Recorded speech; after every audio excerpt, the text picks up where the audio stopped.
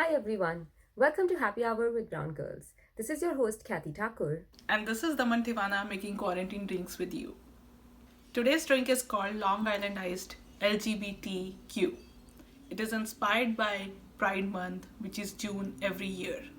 Since the 1950s, and long before, though with less widespread coverage, the American lesbian, gay, bisexual, transgender, and queer LGBTQ community has been fighting for inclusion, acceptance, and the rights afforded all people.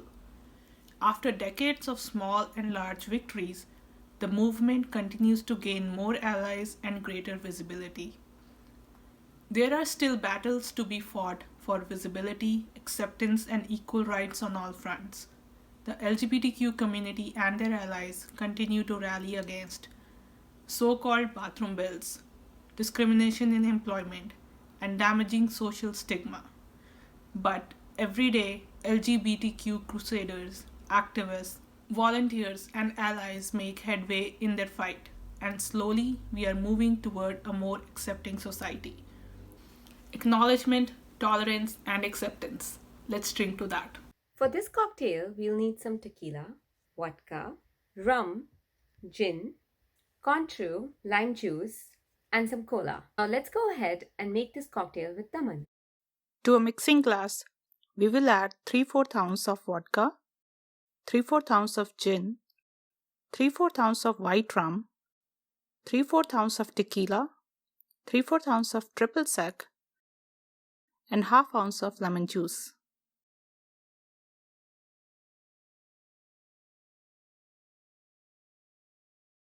We'll add a slice of lime for garnish. And finally, we'll top it off with some cola, and here you have your Long Island Iced LGBTQ.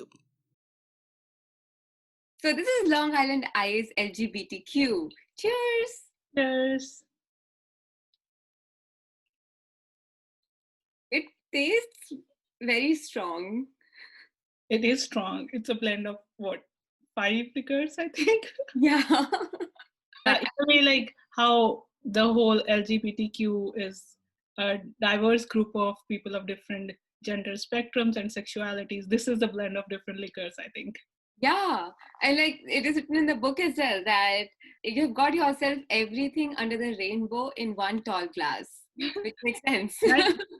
Oh, it makes sense. That's why in the book it said that garnish it with rainbow skittles, which I did not have. Oh, But yeah. I, for the longest time, did not know that the whole LGBTQ movement actually started as riots, which is what we are seeing in the country right now for Black Lives Matter. I think because of consumerism or how media has portrayed, Pride was always like this flag, or in the June month, you will get all these Pride t shirts or Pride merchandise. And for the longest time, I did not know beyond that. And like, I know it's my own responsibility to go and learn things. But for the longest time, I just did not know that there's so much more history to this. Yeah, I mean, you're not wrong here that you did not know that. I didn't know that until you told me just now. So I think I learned a lot from, there was this series on Netflix called Tales of the City, I think. And it's based in SF, and they show a lot of history of how Black trans women played like such a big role in this whole LGBTQ movement. Oh, that's great information, Daman. Thank you for telling us this because I know there is so much ignorance, or not even ignorance, like people don't take the time to actually get to know these Yeah, things. Yeah, even I didn't, so I'm at fault here as well. But this is great information. Thanks. you're welcome. Mhm. And I really like this drink, honestly, because it's a pretty good Long Island iced tea, and it's so easy to make. Like, there's no special trick that a bartender needs to make this. Yeah, it is. And usually, like Long Island iced teas are hard to get it right. Yeah, But I think this recipe is so easy that you can just make it at home and you can, you can get by with this drink for sure. one for quarantine. Yeah. So I'm also getting a little drunk here because this drink is so strong. So I think let's wrap up. And in the end, I would like to say, time to come out and give him LGBTQ. Cheers. Cheers. If you like this video, please hit the like button and share it with your friends. And don't forget to subscribe to our channel, Brown Girls Read.